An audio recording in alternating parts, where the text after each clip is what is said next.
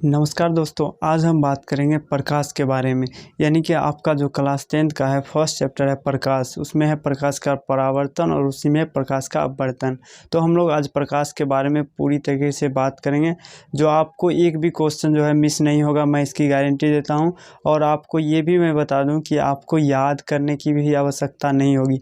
यानी कि आप इस वीडियो को अगर पूरा देखते हैं तो प्रकाश चैप्टर के जितने भी परिभाषा हैं वो खुद ब खुद याद भी हो जाएगा और आप अच्छे से समझ पाएंगे। आप इस वीडियो को देखिए और आप लोग भी अच्छे तरीके से अपने 10th क्लास में नंबर लाइए इस चैप्टर से, ठीक है। तो चलिए दोस्तों, इस वीडियो को स्टार्ट करते हैं। तो चलिए सबसे पहले हम लोग जानते हैं कि प्रकाश क्या है। तो दोस्तों, प्रकाश का डिफिनेशन बिल्कुल आसान है। आप किताबी भाषा को रटने की कोशिश मत कीजिएगा। जो मैंने लिखा है उसको देखिए, काफ़ी आसान है। मैंने लिखा है प्रकाश वह भौतिक कारक है जिसके सहायता से हम किसी वस्तु को आसानी से देख पाते हैं, उसे प्रकाश कहते हैं। दोस्तों आप मेरे साथ बोलिए, प्रकाश वह भौतिक कारक है जिसकी सहायता से हम किसी वस्तु को आसानी से देख पाते हैं, ठीक है। तो हम लोग प्रकाश का डिफिनेशन में यही लिखेंगे, ठीक है। बिल्कुल आसान है, एक बार और दोहरा देते हैं। प्रकाश वह भौतिक कारक है जिसकी सहायता से हम किसी वस्तु को आसानी से देख पाते हैं, ठीक है। देखिए यहाँ पर लिखा हुआ है दोस्तों, प्रकाश इंग्लिश में दोस्तों प्रकाश को हम लोग बोलते हैं लाइट बोलते हैं, ठीक है।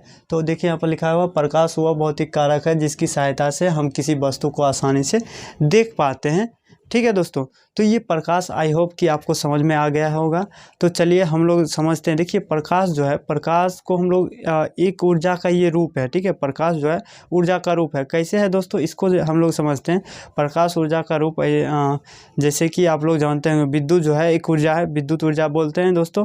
तो जब देखिएगा कोई तार हो गया आपका, उससे जो करंट जो है फॉलो करती है, यानी कि जब भी करंट उससे प्रवाहित होती है तो वह विद्युत ऊर्जा के रूप में रहती है। और उसी से फिर वह आपको एक बल्ब में जब आती है तो वह जो है आपका प्रकाश ऊर्जा में बदल जाती है।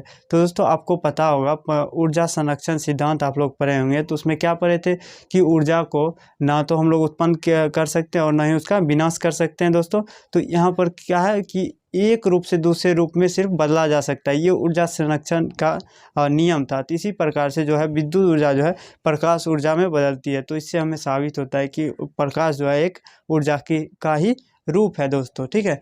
प्रकाश जो है एक विद्युत चुंबकीय तरंग भी है। प्रकाश एक विद्युत चुंबकीय तरंग भी है। ये सारे ऑब्जेक्टिव में पूछे जाते हैं, तो मैं यहाँ पर आपको लिख देता हूँ। दोस्तों जैसा कि मैंने बताया कि प्रकाश जो है एक ऊर्जा का ही रूप है, जो मैंने आपको उदाहरण देकर भी समझाया, उसी प्रकार से प्रकाश जो है एक विद्युत चुंबकीय तरंग भी है दोस्तों।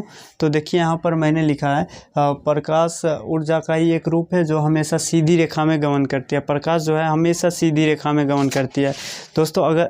अगर मैं आपको बताऊं कि जैसे आप कोई एक लेज़र लाइट का उदाहरण लीजिएगा।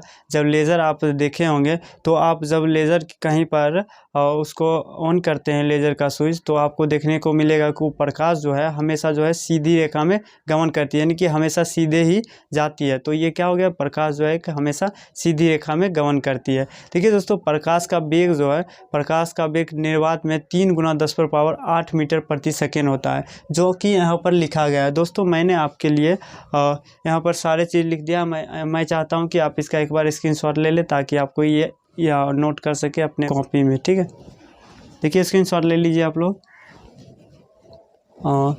वीडियो अगर नहीं लिए तो वीडियो पॉज करके स्क्रीनशॉट ले लिए। चलिए हम लोग आगे की ओर बढ़ते हैं। चलिए दोस्तों, हम लोग यहाँ पर देख सकते हैं कि लिखा हुआ है किरण। तो देखिए सबसे पहले जानते हैं प्रकाश जो है एक किरण के ही रूप में चलती है, क्योंकि जब वो सीधी रेखा में गमन करती है तो एक किरण के रूप में हमें दिखती है, ठीक है दोस्तों। तो किरण किसे कहते हैं उसके बारे में जानते हैं दोस्तों। तो देखिए यहाँ पर लिखा हुआ है प्रकाश के गमन पथ की दिशा को ही हम लोग क्या बोलते हैं, किरण। यानी प्रकाश जो गमन करती है उसी दिशा को हम लोग किरण बोलते हैं दोस्तों। देखिए दोस्तों, मैं आपको एक चीज़ और बताता हूँ। अगर आप इस वीडियो पर हमें 500 लाइक देते हैं तो मैं आपके लिए असाइनमेंट भी रखा हुआ हूँ, यानी कि मैं तुरंत ही इस असाइनमेंट को मैं आपके पास पहुँचा दूंगा टेलीग्राम के माध्यम से या फिर अपने कम्युनिटी पोस्ट के माध्यम से। ये सारे जो हैं असाइनमेंट आपके ही प्रकाश के चैप्टर से ही हैं। तो आप लोग हमें वीडियो में 500 लाइक कम से कम ज़रूर कीजिए, जल्द से जल्द दोस्तों। देखिए उसके बाद जो है लिखा हुआ है, देखिए प्रकाश पुंज समझते हैं। लिखा हुआ है किरणों के समूह को ही हम लोग क्या बोलते हैं, प्रकाश पुंज। दोस्तों जी हाँ, सही सुन रहे। देखिए प्रकाश जो है किरण के रूप में चलती है, और किरणों के जो समूह होते हैं जहाँ पर बहुत सारे किरण देखने को मिलते हैं उसे ही हम लोग बोलते हैं प्रकाश पुंज। आप लोग एक बार मेरे साथ रिपीट कीजिएगा तो आपको याद यही हो जाएगा, आपको कहीं याद करने की आवश्यकता नहीं पड़ेगी। किरणों के समूह को ही हम लोग क्या बोलते हैं, प्रकाश पुंज। यानी कि जहाँ पर बहुत सारे किरण हमको देखने को मिलते हैं उसे प्रकाश पुंज बोलते हैं। जैसे कि बल्ब, जैसे कि मैं आपको दिखाता हूँ यहाँ पर। देखिए ये जो बल्ब है यहाँ पर कितना सारा किरण है, इसमें आपको दिख रहा होगा कि बहुत सारा किरण है, यानी कि ये एक प्रकाश पुंज है। जी हाँ, बिल्कुल सही देख रहे हैं, ये बिल्कुल प्रकाश पुंज है। और दोस्तों आप लोगों के पास में ये भी डाउट होगा कि सूर्य, क्या सूर्य के पास बहुत सारे किरण थी, ये प्रकाश पुंज हो सकते हैं? बिल्कुल हो सकते हैं, सही सोच रहे हैं आप। बिल्कुल सूर्य भी जो है एक प्रकाश पुंज हो सकते हैं। ठीक है, उसके बाद देखिए दोस्तों, प्रकाश पुंज जो है मुख्यतः 3 प्रकार के होते हैं। प्रकाश पुंज मुख्यतः 3 प्रकार के होते हैं। एक तो होते हैं समानांतर प्रकाश पुंज, और एक तो होते हैं आपके अभिसारी प्रकाश पुंज, और एक होते हैं अपसारी प्रकाश पुंज। दोस्तों तीनों को हम बारी बारी से समझेंगे कि अभिसारी प्रकाश पुंज किसे कहते हैं, समानांतर प्रकाश पुंज किसे कहते हैं, और अपसारी प्रकाश पुंज किसे कहते हैं। दोस्तों सबसे पहले हम लोग चलते हैं समानांतर प्रकाश पुंज की ओर। दोस्तों समानांतर प्रकाश पुंज की बात की जाए तो जिसकी जो है हर एक किरण, यानी कि जो भी किरण है प्रकाश की, वो समांतर हो, उसे ही हम लोग क्या बोलेंगे, समानांतर प्रकाश पुंज। जैसे कि मैं आपको एक एग्जांपल देता हूँ, किसी का किरण जो है सेम टू सेम इसी दिशा में जा रही है, तो ये क्या हो जाएगा, आपका समानांतर प्रकाश पुंज। ठीक है दोस्तों, इसे हम लोग बोलेंगे समानांतर प्रकाश पुंज।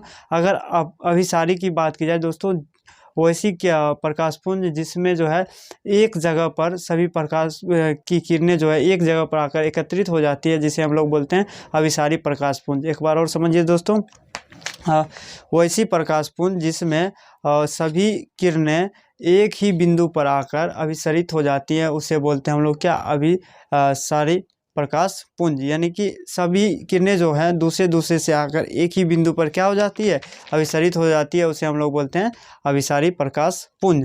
अब दोस्तों आता है अपसारी प्रकाश पुंज। अपसारी में क्या होता है कि जैसे अभिसारी पहले समझ लेते हैं एग्जाम्पल के जरिए। अभिसारी में होता है जैसे कि कोई इधर से किरण आ रही है, कोई इधर से आ रही है, और इस प्रकार से इसी बिंदु पर जो है सभी किरण आती है। कुछ इस प्रकार से आ रही है, सभी किरण जो है इसी बिंदु पर आकर रुकती है, तो हम लोग इसे बोलेंगे अभिसारी प्रकाश पुंज।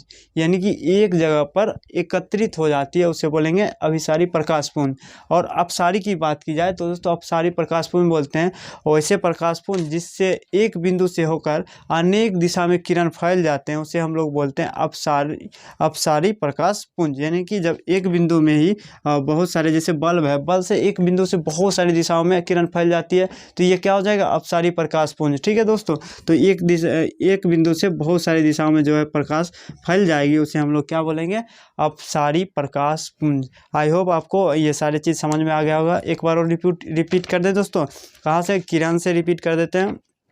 प्रकाश के गमन पथ की दिशा को हम लोग क्या बोलते हैं, किरण बोलते हैं। यानी प्रकाश जो है गमन करती है सीधी रेखा में, उसे ही हम लोग क्या बोलते हैं, किरण बोलते हैं।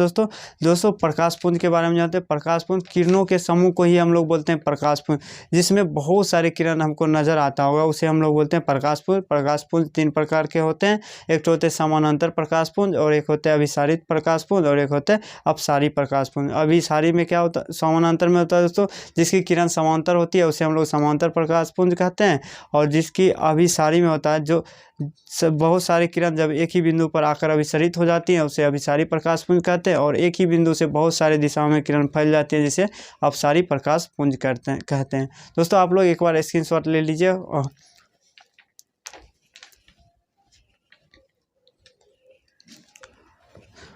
दोस्तों तो चलिए हम लोग चलते हैं अब अगले टॉपिक की ओर। अगले टॉपिक आपका क्या है, तो दोस्तों अब हम लोग बढ़ते हैं आत्मदीप्त पदार्थ और अद्वितीय पदार्थ के बारे में। जानते हैं कि क्या होता है आत्मदीप्त पदार्थ और क्या होता है अद्वितीय पदार्थ। तो दोस्तों आत्मदीप्त पदार्थ को हम लोग इंग्लिश में बोलते हैं सेल्फ लुमिनियस।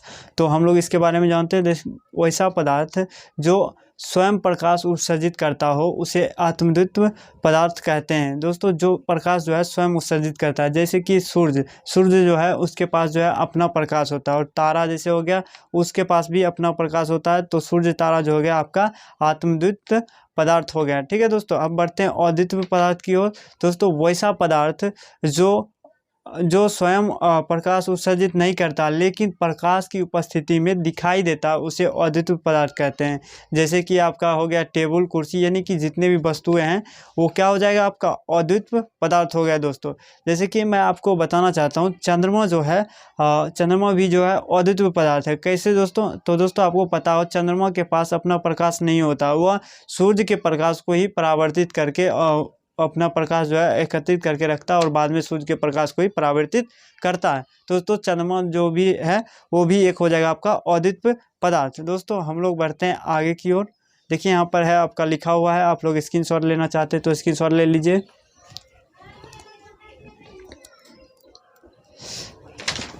अब दोस्तों हम लोग अगले टॉपिक की ओर बढ़ते हैं। क्या है आपका टॉपिक, उसके बारे में बात करते हैं दोस्तों अगर बात की जाए प्रकाशीय माध्यम के, तो मुख्यतः वो 3 प्रकार के होते हैं। जैसे कि दोस्तों हम लोग समझते हैं, सबसे पहले पारदर्शी माध्यम होते हैं, उसके बाद अपारदर्शी माध्यम, उसके बाद पारभासी माध्यम। तीनों को बारी बारी से समझते हैं। पहला है आपका पारदर्शी माध्यम। पारदर्शी माध्यम वह होता है जिससे प्रकाश जो है आसानी से आर पार हो सके, उसे हम लोग बोलते हैं पारदर्शी माध्यम। जैसे कि कांच हो गया और पानी हो गया, इससे जो है प्रकाश आसानी से आर पार हो जाते हैं, इसलिए हम लोग इसे बोलते हैं पारदर्शी माध्यम। दोस्तों अपारदर्शी माध्यम की बात की जाए तो उसे अपारदर्शी माध्यम वह होता है जिससे प्रकाश जो है आर पार नहीं हो पाता, उससे टकराकर वापस लौट जाता है, उसे हम लोग बोलते हैं अपारदर्शी माध्यम। जैसे कि ये व्हाइट बोर्ड आपका जो है ये एक अपारदर्शी माध्यम से है, यहाँ से प्रकाश लौट जाती है वापस, इसलिए इसे हम लोग क्या बोलेंगे, अपारदर्शी माध्यम। और इसके बहुत सारे एग्जाम्पल है, जैसे कि दीवार हो गया, वो भी एक अपारदर्शी माध्यम ही है। दोस्तों पारभासी के बारे में समझते हैं। दोस्तों पारभासी होता है वैसा माध्यम जिसे प्रकाश पूर्णतः तो आर पार नहीं होता, लेकिन अंशतः, यानी कि कुछ अंश जो है पार हो जाते हैं और कुछ अंश इधर ही रह जाते हैं, उसे हम लोग बोलते हैं पारभासी माध्यम। जैसा कि तेल लगा हुआ कागज़ देखिएगा, उसमें जो है प्रकाश, कुछ प्रकाश बाहर निकल जाते हैं और कुछ प्रकाश इधर ही रह जाते हैं, उसे हम लोग क्या बोलेंगे, पारभासी माध्यम। और आपका घिसा हुआ कांच भी इसी तरह से पारभासी माध्यम की तरह काम करता है। बिहार बोर्ड के किसी प्रकार के रिजल्ट देखने के लिए आपको जाना है प्ले स्टोर में जाकर सर्च करना है बिहार बोर्ड रिजल्ट 2023, यानी कि बिहार बोर्ड रिजल्ट 2023 करके आपको क्या करना है, सर्च करना है।